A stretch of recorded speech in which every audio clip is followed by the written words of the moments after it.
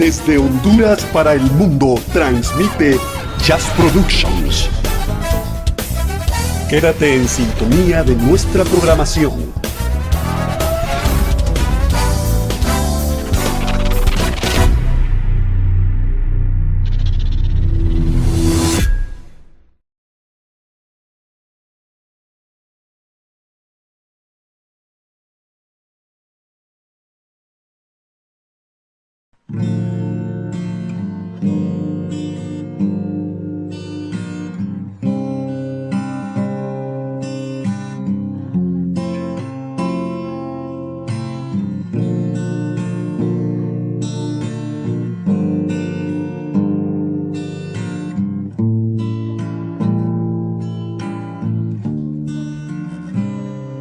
Volverá mi Jesús,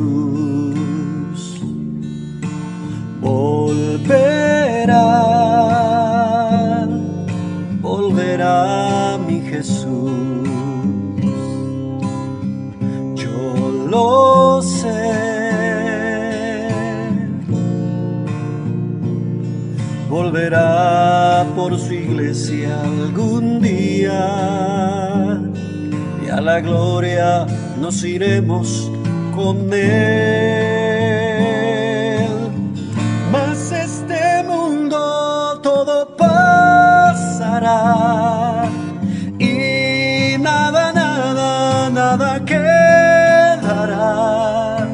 De lo primero nada volverá, mas su palabra permanecerá. Mas este mundo todo pasará, y nada, nada, nada quedará. De lo primero nada volverá, mas su palabra permanecerá.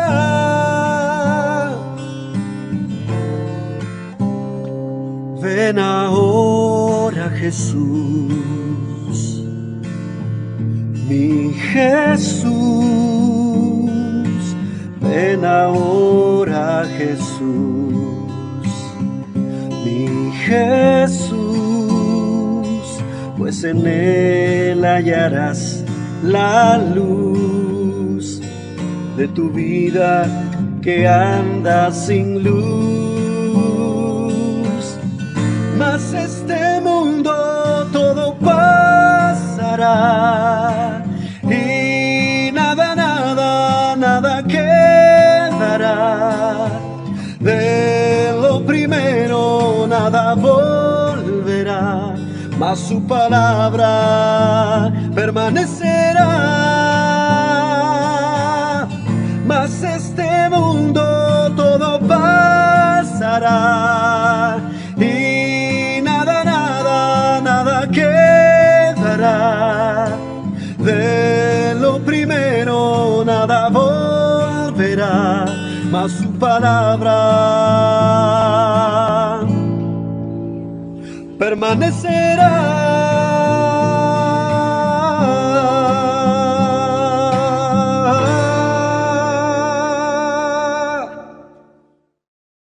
Qué hermosa alabanza que nos ha interpretado nuestro hermano Josué Zúñiga. De verdad que es una alabanza muy poderosa y muy edificante. Así es de que vamos a pasar a un momento muy especial, y es al estudio de la palabra del Señor. Y les invitamos a todos, los que nos ven, los que nos escuchan, que pongamos mucha atención acerca de este precioso mensaje que Dios ha preparado para cada uno de nosotros. Así es de que pongamos mucha atención y vamos a entrar de lleno, ¿verdad? Quiero que busquemos ahí en la palabra, en el libro de Primera de Tesalonicenses, capítulo 4, versículos 13 al 18. Dice la palabra del Señor en el nombre del Padre, del Hijo y del Espíritu Santo. Tampoco queremos, hermanos, que ignoréis acerca de los que duermen, para que no os entristezcáis como los otros que no tienen esperanza. Porque si creemos que Jesús murió y resucitó, así también traerá Dios con Jesús a los que duermen en él. Por lo cual os decimos esto en palabra del Señor, que nosotros que vivimos, que habremos quedado hasta la venida del Señor, no precederemos a los que durmieron. Porque el Señor mismo, con voz de mando, con voz de arcángel y con trompeta de Dios, descenderá del cielo, y los muertos en Cristo resucitarán primero. Luego nosotros, los que vivimos, los que hayamos quedado, seremos arrebatados juntamente con ellos en las nubes para recibir al Señor en el aire, y así estaremos siempre con el Señor.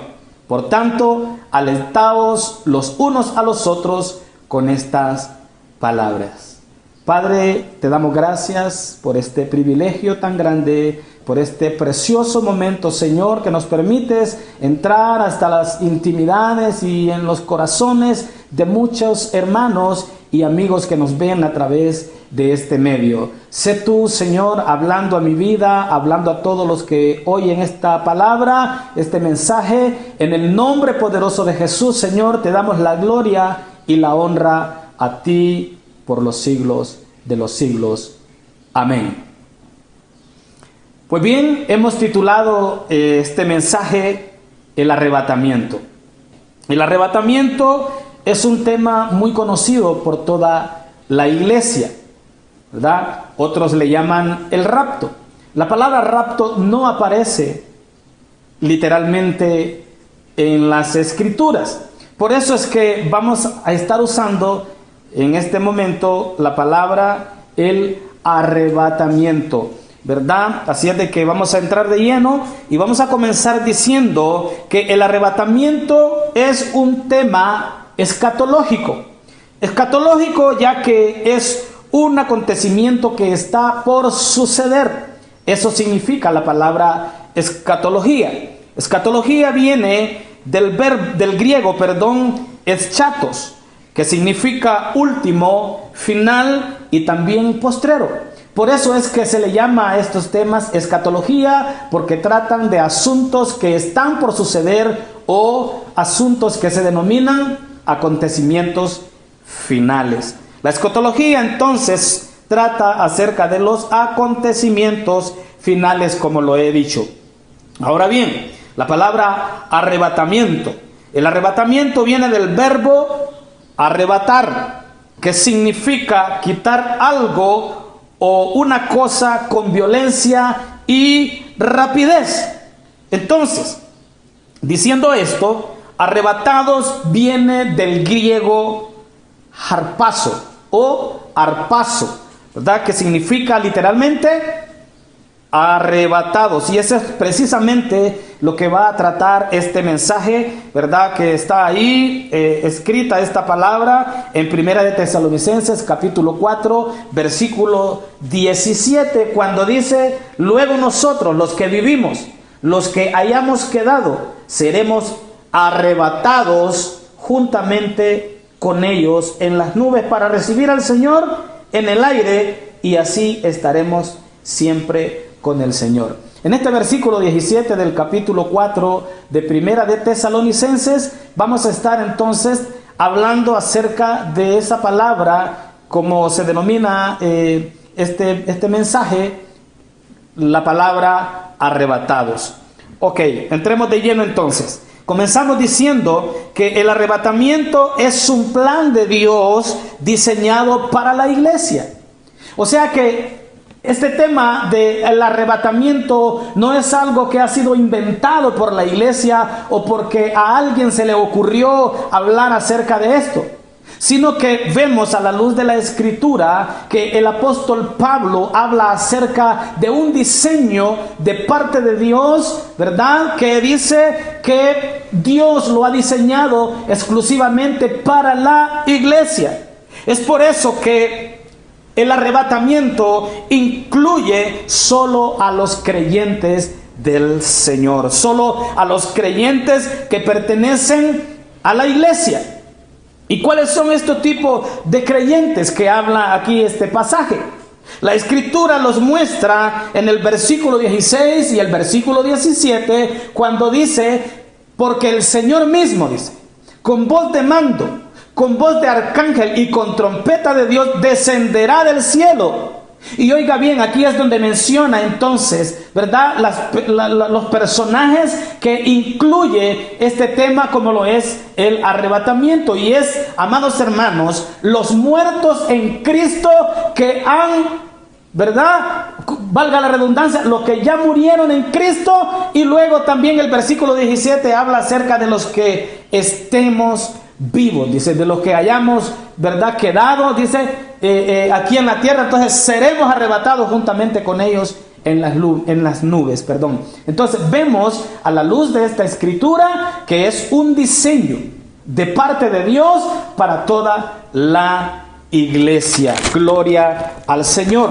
Ahora bien, en Primera de Tesalonicenses, capítulo 4, del 13 al 14, vamos a explicar, amados hermanos, qué es lo que sucede a los que mueren antes de Cristo o antes de que Cristo venga aquí a la tierra por su iglesia.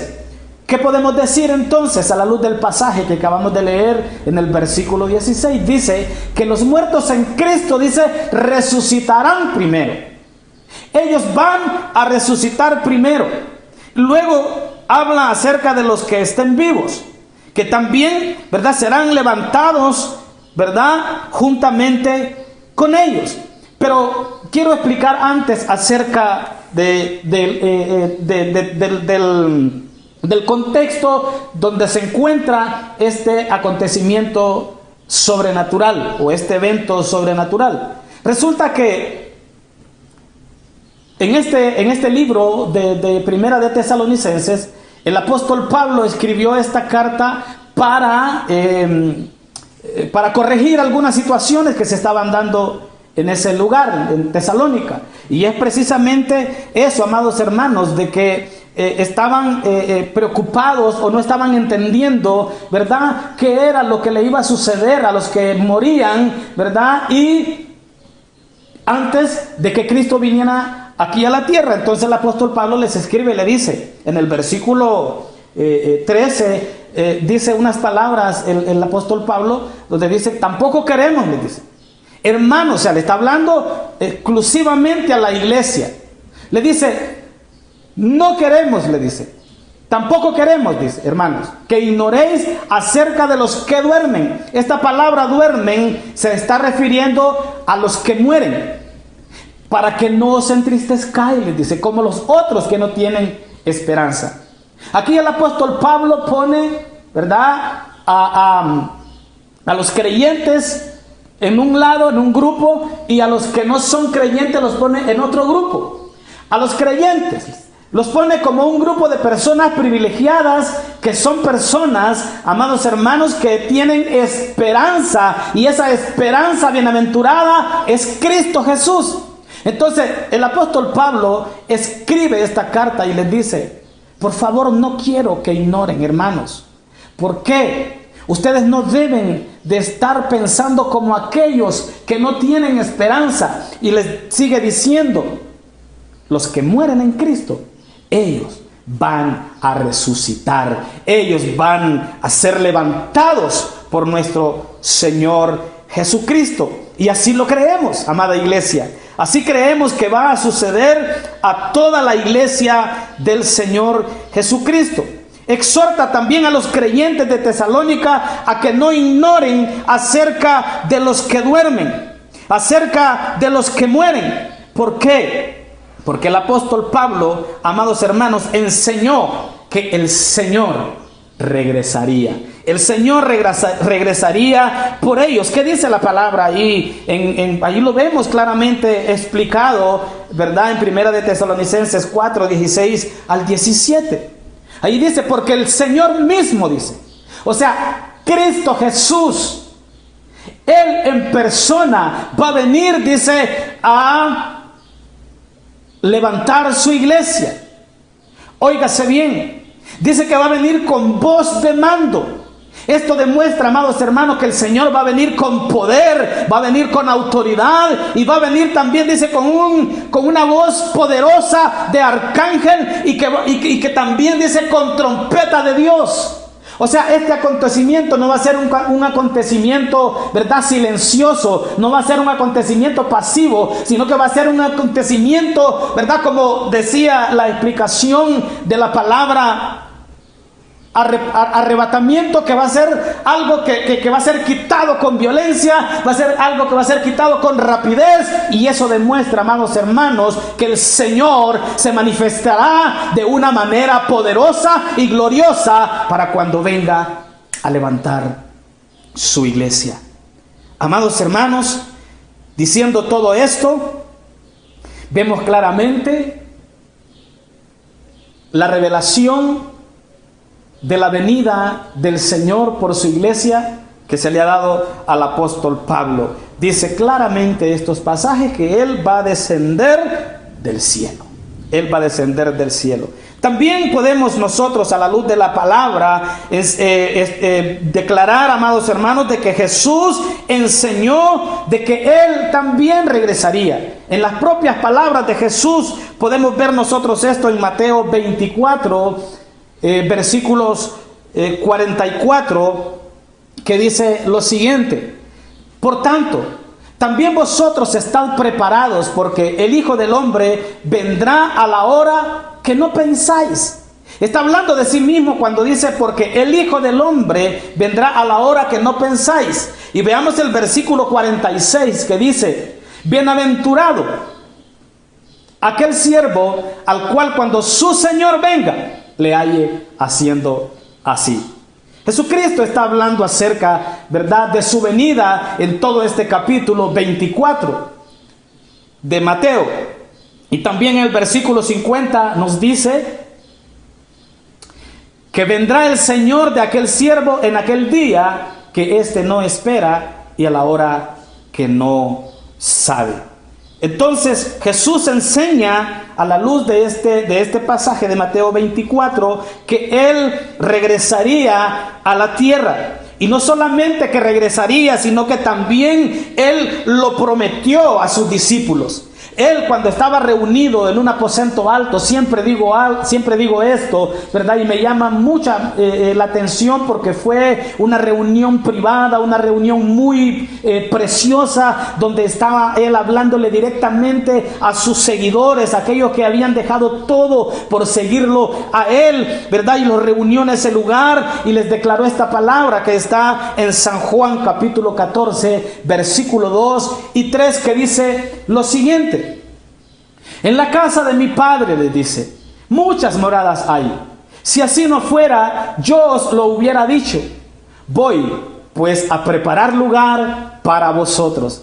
Y si me fuere y os preparare lugar, oiga bien qué poderoso lo que dijo el Señor: vendré otra vez y os tomaré a mí mismo, dice el Señor, para que donde yo estoy, vosotros también estéis. Estas palabras, amados hermanos, fueron palabras que les sirvieron de mucho consuelo a sus seguidores, a sus discípulos. Les sirvieron de mucho consuelo porque estaba próximo el Señor a dejarlos aquí en la tierra. Estaba próximo el Señor, ¿verdad?, a ser crucificado en la cruz del Calvario.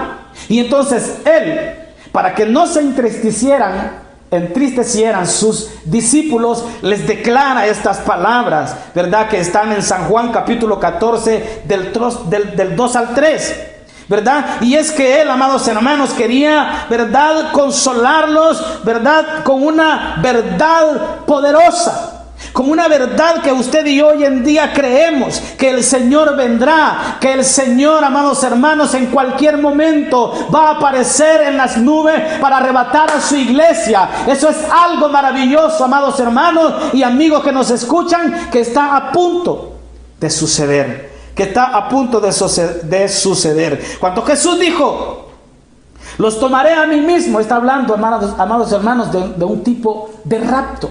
Se está refiriendo, amados hermanos, que Él va a venir y que los va a tomar a todos los que son suyos y los va a llevar allá al cielo. Gloria al Señor. Ahora bien, amados hermanos, vamos a hablar acerca de la preparación de la iglesia para este evento sobrenatural.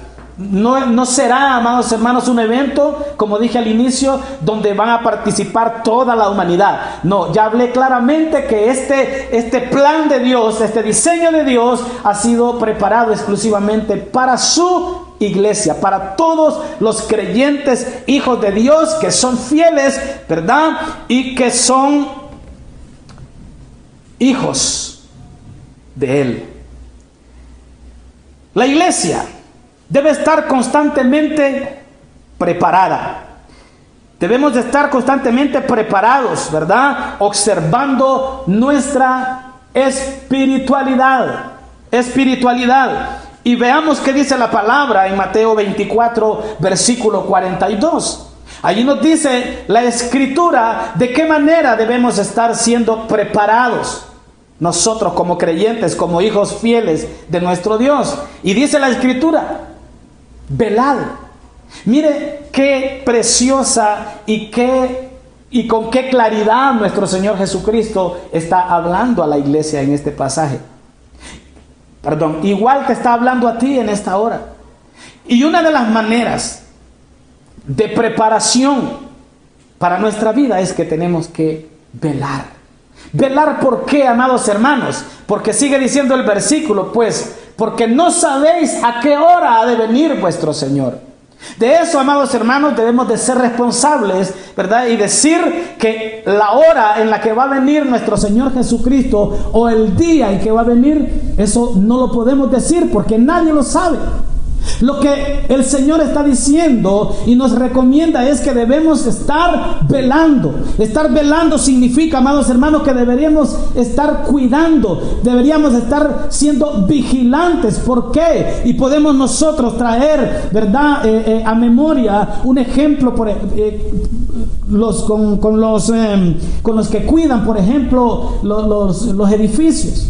Ahí ponen unos centinelas, unos guachimanes, le llaman otros, ¿verdad? Y ellos están ahí en la puerta justamente cuidando, bien armados. ¿Por qué? Porque están ahí para proteger ese bien inmueble y que no sea, ¿verdad?, sorprendido por el dueño de lo ajeno.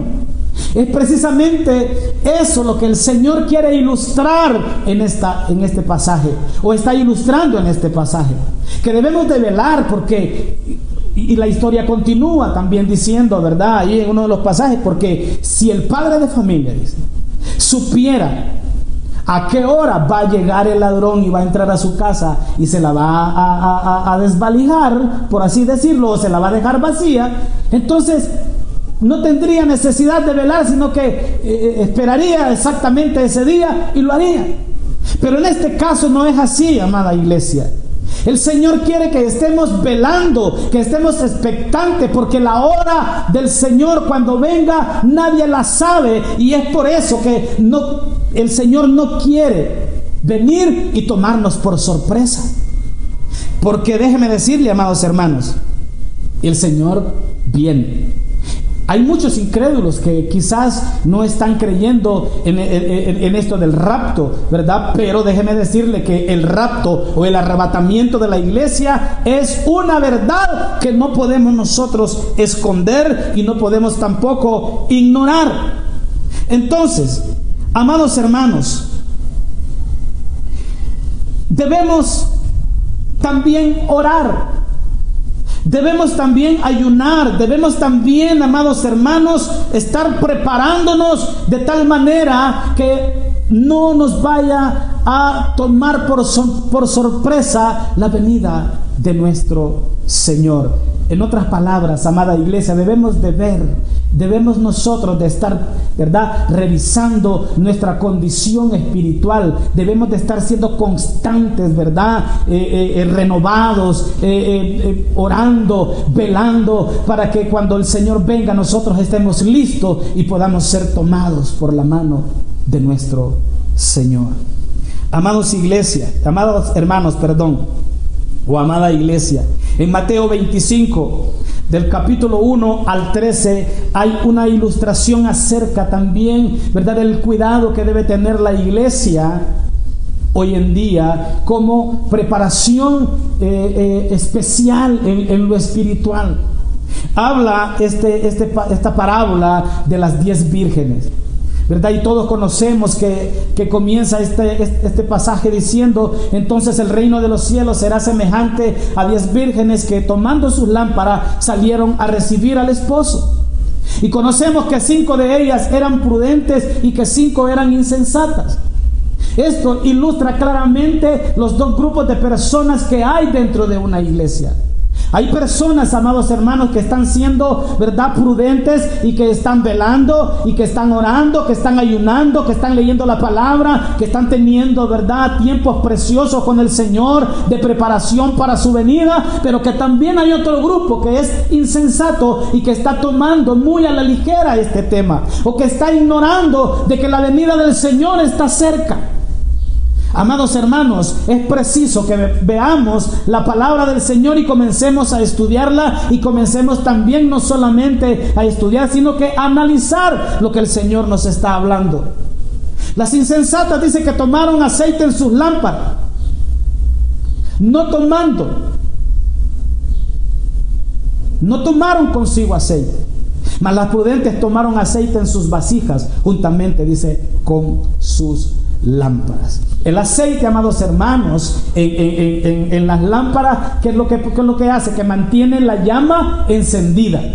El aceite, amados hermanos, es tipo de la unción del Espíritu Santo, que va a mantener la llama encendida en nuestro corazón. ¿Para qué? Para que estemos listos y expectantes para recibir al esposo.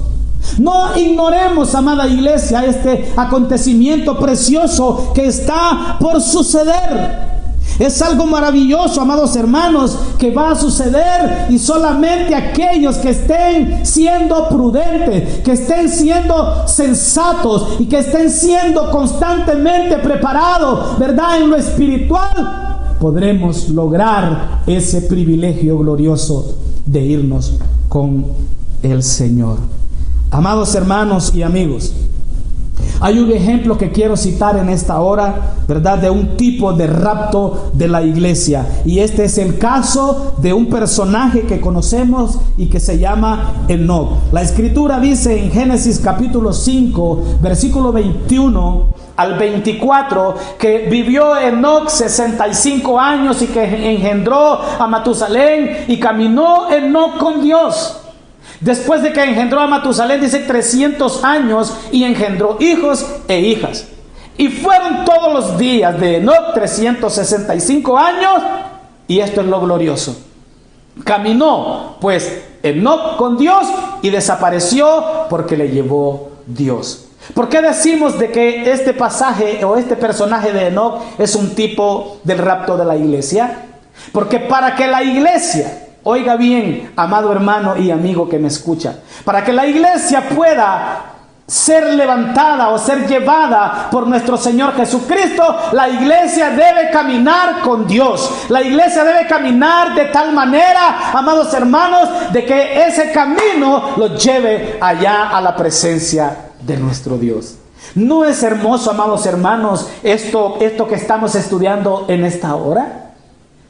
Debemos entonces estar preparados. Debemos entonces estar listos, como si el esposo está presto o está pronto a tocar ahí su puerta y llevarlo.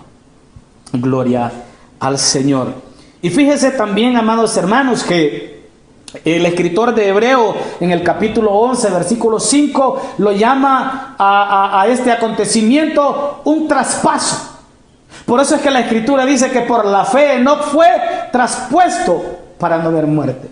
Y ese es otro ingrediente, amados hermanos, que se me escapa, ¿verdad? Y es que una de las preparaciones también tiene que ver con nuestra fe. La fe es muy importante, amados hermanos. Debemos de creer que Cristo viene pronto por usted y por mí. Esa es una manera expectante, esa es una manera de estar listos. Creer que Cristo viene por nosotros. En tercer lugar, amados hermanos y amigos, el arrebatamiento es una revelación divina. Oiga bien, el arrebatamiento es una revelación divina. El apóstol Pablo en 1 Corintios 15:51 lo llama un misterio. Veamos qué dice la Escritura. Aquí os digo un misterio. No todos dormiremos, pero todos seremos transformados. ¿Por qué le llama el apóstol Pablo un misterio? Porque era algo, amados hermanos, que antes no se conocía, pero que había sido revelado precisamente al apóstol Pablo, y él lo estaba también dando a conocer a la iglesia de Corinto y también a la iglesia de Tesalónica. Era una verdad, amados hermanos, como dije, que antes no era conocida y que trata también acerca, amados hermanos, de los cambios que le van a suceder, ¿verdad?, a los creyentes que mueran en Cristo y a los vivos también que quedemos cuando suceda este gran magno evento. Hablemos un tanto acerca de la transformación del cuerpo. Los muertos en Cristo, dice la Escritura, resucitarán. Esto significa, amados hermanos, que se van a levantar de sus tumbas, ¿verdad? Y que van a recobrar vida. Y sabemos que esa vida solamente Cristo la puede dar. Sabemos que solamente Cristo la puede dar. Ellos van a despertar y no solamente, amados hermanos, van a resucitar, sino que también van a ser transformados. ¿Transformados de qué manera? Van a ser transformados a un cuerpo, dice, incorruptible. Mire qué precioso lo que el Señor va a hacer, amados hermanos, para que cuando la iglesia sea levantada, va a sufrir una transformación gloriosa, de tal manera, amados hermanos, como dice la Escritura, que se cumpla aquello de que la carne y la sangre no van a heredar el reino de Dios. Veamos qué dice la Escritura aquí en los siguientes pasajes. 1 Corintios 15:52 dice: en un momento, en un abrir y cerrar de ojos, a la final trompeta, porque se tocará la trompeta y los muertos serán resucitados, dice, incorruptibles. Y nosotros, dice, los que estemos vivos, dice, seremos transformados. Aleluya. Y cuando esto corruptible se haya vestido de incorrupción y esto mortal se haya vestido de inmortalidad, entonces se cumplirá la palabra que está escrita: sórbida es la muerte en victoria. Aleluya. ¿No le parece glorioso, amada iglesia, esto que hoy estamos estudiando? Dice la Escritura, retomando nuevamente la lectura, que esto, amados hermanos, va a suceder, dice, en un momento, en un instante, dice, como en un abrir, dice, y cerrar de ojos. O sea, en ese lapso, amados hermanos, ¿verdad?, pequeñito de tiempo, dice que va a suceder algo glorioso, y es que esto mortal se va a convertir en inmortalidad, y que esto corrupto se va a convertir en incorruptible. Eso significa la transformación. Eso significa, amados hermanos, esto que el apóstol Pablo estaba explicando a la iglesia de Corintios. Aleluya. Amados hermanos, entonces, los creyentes vivos y los muertos en Cristo vamos a ser transformados. Vamos a ser transformados. En cuarto lugar, quiero que hablemos acerca de la liberación de los creyentes de los juicios del día del Señor. Porque también, hermanos, quiero decirles que antes de que el rapto suceda, ¿verdad? O mejor dicho, después de que el rapto suceda, van a venir los juicios de Dios. Y es por eso que es importante que hablemos acerca de estos juicios de Dios y veamos qué dice la Escritura en el libro de Sofonías, solamente para ilustrar de cómo será ese tiempo, para cuando la ira de Dios se desate aquí en la tierra. Y dice la Escritura también en Sofonías 1 del 14 al 18 que cercano está el día grande de Jehová. Oiga bien, se le llama un día grande, ¿verdad? Que está cercano y que está muy próximo. Es amarga la voz del día de Jehová, gritará allí el valiente. Oiga bien, qué tremendo. Dice, día de ira aquel día, día de angustia y de aprieto, día de alboroto y de asolamiento, día de tiniebla y de oscuridad, día de nublado y día de entenebrecimiento, día de trompeta y de algazara sobre las ciudades fortificadas y sobre las altas torres. Y atribularé a los hombres y andarán como ciegos porque pecaron contra Jehová, y la sangre de ellos será derramada como polvo y su carne como estiércol. Y sigue diciendo este pasaje: ni su plata ni su oro podrá librarlos en el día de la ira de Jehová, pues toda la tierra será consumida con el fuego de su celo, porque ciertamente destrucción apresurada hará de todos los habitantes de la tierra. Esto que acabo de leer, amados hermanos y amigos, está determinado por el Señor y que va a suceder aquí en la tierra. Pero antes, amados hermanos, de que todo esto suceda, el Señor, amados hermanos, de que suceda la destrucción, de que suceda esa gran tribulación, ¿verdad?, para todos aquellos que queden después del rapto. Y es que, amados hermanos, para ese tiempo el Señor ha levantado a su iglesia. El Señor ha levantado a su iglesia. ¿Por qué? Porque, amados hermanos, dice la Escritura en Primera de Tesalonicenses 1:10, ¿verdad?, que debemos estar esperando de los cielos a su Hijo, al cual resucitó de los muertos, dice, a Jesús, quien nos libra de la ira venidera. O sea, la iglesia del Señor no ha sido puesta aquí en la tierra para que experimente algún tipo de tribulación, amados hermanos. Antes de que los juicios del Señor vengan aquí a la tierra, entonces la iglesia será levantada. Veamos lo que dice Apocalipsis capítulo 3, versículo 10, que dice que es una promesa para toda la iglesia del Señor. Por cuanto has guardado la palabra de mi paciencia, yo también te guardaré de la hora de la prueba que ha de venir sobre el mundo entero, para probar, oiga bien, a los que moran sobre la tierra. En ninguna manera la tribulación o la ira de Dios va a ser para probar a la iglesia. Déjeme decirle, amados hermanos, que estos pasajes explican claramente que este tiempo de los juicios de Dios y de la ira de Dios será para todos aquellos que hayan quedado, aquellos que no fueron fieles al Señor, aquellos que no creyeron, aquellos, amados hermanos, que no se prepararon para eso. Para eso son los juicios del Señor. Amados hermanos, nunca a la iglesia del Señor se le envía o se le recomienda que esté velando, óigase bien, para experimentar la gran tribulación, ni tampoco para estar velando a qué horas aparece el anticristo.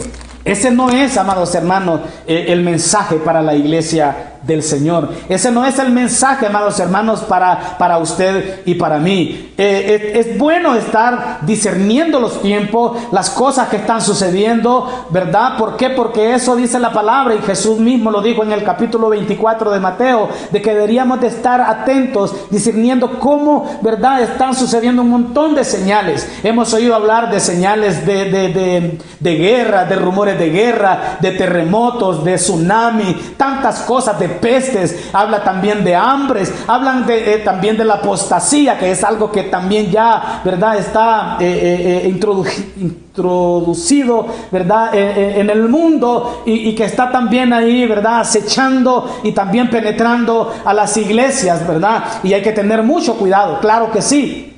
Pero la recomendación para la iglesia, o sea, para usted y para mí, es que estemos velando para la venida de nuestro Señor Jesucristo e irnos juntamente con Él. No es para estar expectantes a qué hora van a suceder la guerra. No es para estar expectantes a qué hora entra en acción el gobierno del anticristo. No, esa no debe ser nuestra atención. Nuestra atención debe ser a qué horas aparece nuestro gran Redentor en las nubes. Ese es, amados hermanos, el mensaje para la iglesia. Amados hermanos, en Lucas capítulo 21 y versículo 28 habla acerca de estas señales antes, ¿verdad?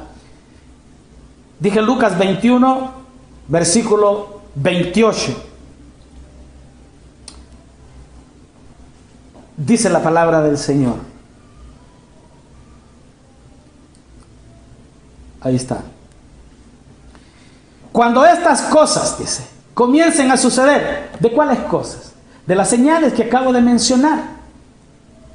Dice que tenemos que estar erguidos, o sea, levantar nuestra frente, levantar nuestra mirada y levantar, dice, nuestra cabeza, porque nuestra redención está cerca. Amados hermanos, por ningún motivo, debemos de estar agachando la cabeza con tantas cosas negativas que están sucediendo. Es difícil, son difíciles, porque en cierta medida, en cierta manera, la iglesia es probada. La iglesia es, ¿verdad?, sacudida, como se oye hoy este tipo de mensajes en la iglesia. Pero es que es necesario, amados hermanos, este sacudimiento. ¿Por qué? Porque a lo mejor hay iglesia que está siendo, ¿verdad?, adormecida. A lo mejor hay iglesia que en lugar de estar velando, está dormida. Y entonces por eso que este sacudimiento, para que levantemos nuestra cabeza y estemos atentos, que cuando estas cosas estén pasando, nuestro Redentor viene y está cerca, ¿verdad?, para completar su obra en usted y en mí. Aleluya. Amados hermanos, ¿por qué decimos que el rapto va a suceder antes de que suceda la tribulación? ¿Sabe por qué, amados hermanos? Porque en la Biblia encontramos, ¿verdad?, un ejemplo acerca, ¿verdad?, de los juicios de Dios, cuando recuerdan ustedes el juicio de Dios a través del diluvio. En ese juicio, amados hermanos, el juicio no vino antes de que Noé se preparara y entrara en el arca, él y toda su familia. O sea, primero vino una advertencia, primero vino, ¿verdad?, una exhortación, y luego, cuando Noé había obedecido, entonces vino el diluvio. Entonces, amados hermanos, ¿qué es lo que quiero decir con esto? Que el diluvio vino una vez que Noé estaba seguro en el arca, él y con toda su familia. Y es así, amados hermanos, que el Señor quiere venir por su iglesia cuando usted y yo estemos seguros dentro del arca que se llama Jesucristo. Cuando estemos seguros dentro de esa arca que se llama iglesia, es ahí entonces cuando el Señor va a venir, porque no quiere que nadie se quede, que nadie se pierda. Amada iglesia, es tiempo de prepararse, es tiempo, ¿verdad?, de estar atentos a ese gran acontecimiento maravilloso. Gloria al Señor. Mientras los cristianos entonces esperamos con alegría la venida del Señor, recordemos las palabras que el apóstol Pablo le dijo a Tito, ahí en Tito capítulo 2, versículo 11 y 14. Oiga bien esta palabra. Porque la gracia de Dios se ha manifestado para salvación a todos los hombres, enseñándonos que renunciando a la impiedad y a los deseos mundanos, vivamos en este siglo sobria, justa y piadosamente, aguardando la esperanza bienaventurada y la manifestación gloriosa de nuestro gran Dios y Salvador Jesucristo, quien se dio a sí mismo, dice esta palabra, por nosotros, para redimirnos de toda iniquidad y purificar para sí un pueblo propio, celoso de buenas obras. Aleluya. Usted como buen hijo de Dios, usted como buen creyente, entonces debemos de estar, amados hermanos, renunciando a la impiedad y a los deseos mundanos. Tenemos que vivir en este siglo de una manera sobria. Debemos de vivir en este siglo de una manera justa. Debemos de vivir en este mundo de una manera piadosa, aguardando, dice, la esperanza bienaventurada. Y es precisamente, amados hermanos, lo que nos mantiene a usted y a mí vivos, y lo que nos mantiene a usted y a mí, amados hermanos, activados, ¿verdad?, en este mundo, amados hermanos, sabiendo que un día el Señor va a venir por nosotros. Aleluya. Mire qué tremendo, amados hermanos. El creyente, y esta es una advertencia, el creyente que deje de abstenerse del mal o que siga siendo infiel a Dios, amados hermanos, este es el grupo de personas que pertenecen a la iglesia que será dejada. Veamos ahí lo que dice la palabra en Lucas capítulo 12, versículo 45. Dice: mas si aquel siervo dijera en su corazón: mi señor tarda en venir, y comenzare a golpear a los criados y a las criadas, y a comer y a beber y a embriagarse. En lugar, amados hermanos, oiga bien, este tipo de personas, este tipo de iglesia, amados hermanos, que está, ¿verdad?, como diciendo: no, ya días están con ese cuento de que el Señor viene, ¿verdad?, y que no viene. Entonces dice esta escritura, amados hermanos, que dice este mensaje, que este tipo de iglesia es la iglesia que se va a quedar. Ilustrábamos el capítulo 25 de Mateo, ¿verdad?, en el versículo 1 hasta el 13, donde decía, ¿verdad?, los dos grupos de personas, los que están siendo, ¿verdad?, prudentes y los que están siendo insensatos. Yo creo, amados hermanos, que es mejor, ¿verdad?, estar, amados hermanos, siendo alentados con estas palabras que el apóstol Pablo le dijo a Tito ahí en el capítulo 2 y versículos 11 al 14. ¿Verdad? ¿Por qué, amados hermanos? Porque la gracia de Dios se ha manifestado para salvación a todos los hombres. Y es por eso precisamente, amados hermanos, que el Señor quiere, ¿verdad?, que renunciemos a la impiedad. En otras palabras, así sencillo, que renunciemos al pecado, ¿verdad? Que dejemos de hacer los deseos de la carne y que comencemos nosotros a vivir para el Espíritu, porque lo que cosecha de la carne es perecedero y lo que cosecha del Espíritu es algo, amados hermanos, que permanece. Así es de que espero que este mensaje sea de mucha edificación para tu vida, que este mensaje sirva de mucha reflexión y podamos juntos estar expectantes, porque el día del Señor está cerca. Dios te bendiga.